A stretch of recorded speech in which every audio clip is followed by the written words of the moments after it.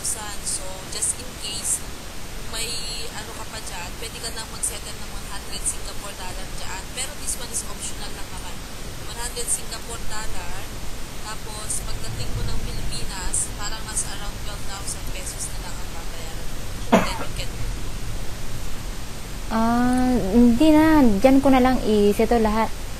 Oo. Okay, so if in case na dito mo isa-settle ka lang ng 15,000. Then? And then the rest would be, I think, salary deduction for 5 months. Salary deduction ko lang. 5 months salary deduction. Pero your salary in Hong Kong is nasa 25,000 pesos. So, within 5 months, ang matatanggal sa iyo, siguro ang babayaran mo is nasa around 15,000. So, may matitira pa sa iyo around 10,000. Oo. So, as a Hong Kong, of course, you have your day off. Okay? If you don't understand, you ask the question, Yes, sir. Okay, so at least once a week, you can have your day off. Okay, so isa yun sa advantage ng pagpunta mo ng Hong Kong. At the same time, if in case you have plans to have this cross-country, going to other country like Canada, so this is like a stepping stone. Okay. So, ang gawin ko niyan, pag-uwi ko sa parang hindi ako parang hindi ako makapunta sa Lunes eh. If in case not by Monday, on your availability as soon as Anything. possible, sana mas as soon as possible mas maganda. Kasi tawag niya, syempre, you will be our priority. Okay, yes. Okay, I try my best that I come this coming Monday. Monday cannot lah. Maybe next week He just come back, Sheila. Are you married? Yes, I'm married. Sheila, she just married, never see the husband. Already you call him come to ABC. How can must see the husband first, ma? How can see ABC first? But she said, sir, she is still thinking if when can she go back to Bohol, Pardon? her province.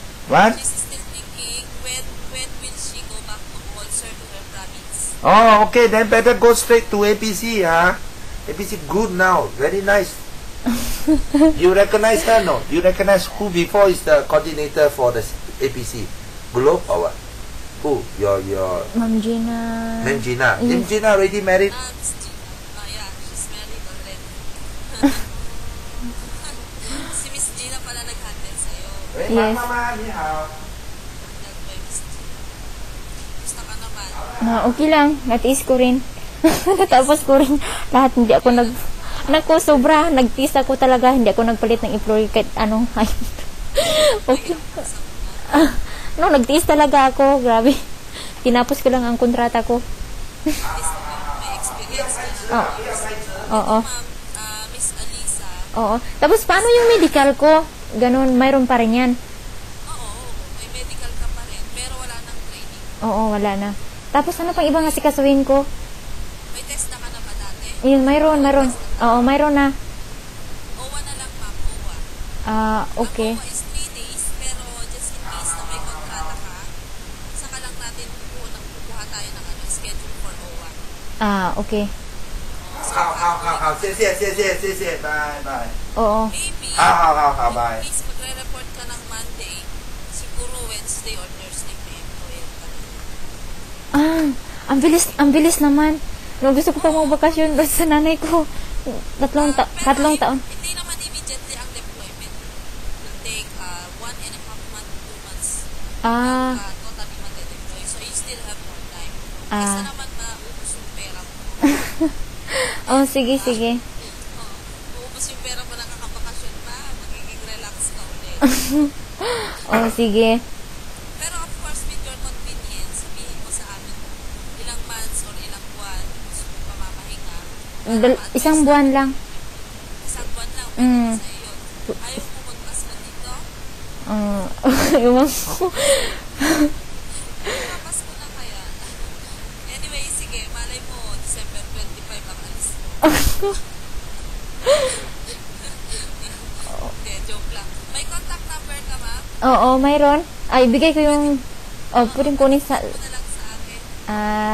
number to sa asawa ko 09 822 899 899 4001. 4001. Ibigay ko sa iyo yung ano ha, yung number namin, yung dito sa Pilipinas, yung hotline ba?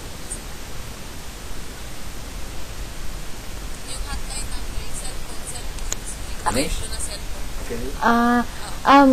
Binigyan ako ni Ma'am Sir Steven ng ano yung pula na EBC. Meron ka na? Oo, mayroon. Sige, ito, i-dictate ko na lang din sa'yo para sigurado tayo. Wala akong ballpen dito. What do you want? Number sir da EBC. Okay, 5 Hotline. peso. Please. Okay. Okay, sagot na na. Okay, 0918 09 18 1892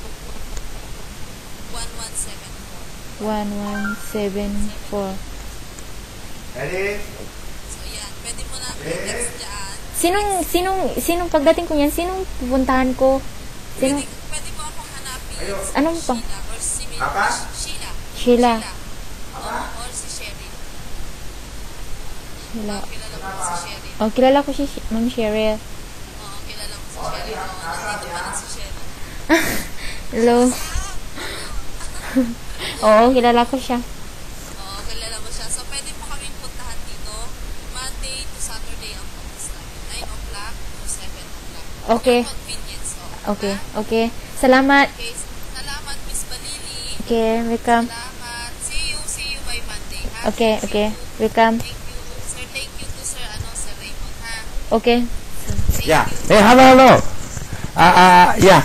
Sheila, how many now you have in fish in our hand now? As of, for this week only, sir, we have 3 fish. three fish, sir. The other one, sir, was emailed by Sir Steven. Uh-huh. We will send her a Christmas card or a letter. No. You send a letter quickly. Don't wait for Christmas. Too long. Yes, sir. Just go straight to the point. You say that, we get know the information from Raymond Maid that you want to go to Hong Kong, and then go straight to the promotion. Okay, sir. Okay. You understand what I mean? Yes, sir. Yes, sir. Yeah, okay. Total how many now? Haven't come back, and this more than 50 or 30 now? The last time I thought, For now, sir, we got, we have additional two, sir, which came from Singapore. good. So, the total how many? Last time you said got 30, haven't come, this and that. Maybe, sir, around 32 to 35. Okay. Yeah, okay. Yes. Thank you. Okay, sir, thank you. Sige po, salamat. Thank you, sir. Thank you. Bye-bye.